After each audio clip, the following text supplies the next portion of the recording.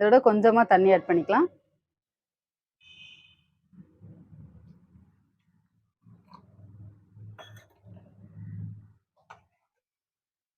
இது ஒரு கொதி வரட்டும். வந்ததுக்கு அப்புறம் இத தட்டப்பயிறு சேர்த்துடலாம்.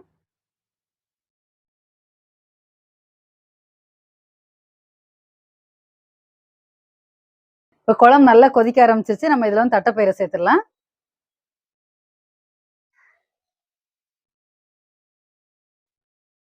தட்டப்பயிறு வந்து உடம்புக்கு ரொம்ப நல்லது. இதுல நிறைய புரோட்டீன்ஸ் இருக்கு.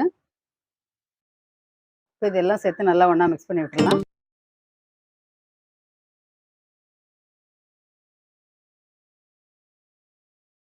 இப்ப குழம்பு நல்லா கொதிக்க ஆரம்பிச்சிருச்சு. இப்ப நம்ம வந்து அடுப்ப சிம்ல வச்சுட்டு கடாய மூடி வச்சிடலாம். ஒரு 5 நிமிஷம் கழிச்சு நம்ம வந்து ஆஃப் பண்ணிடலாம் குழம்ப. இப்ப 5 நிமிஷம் ஆயிடுச்சு. நம்ம குழம்பு எப்படி இருக்குன்னு திறந்து பார்த்துடலாம். பாருங்க பார்க்கறதுக்கே குழம்பு ரொம்ப அருமையா இருக்கு. கொஞ்சமா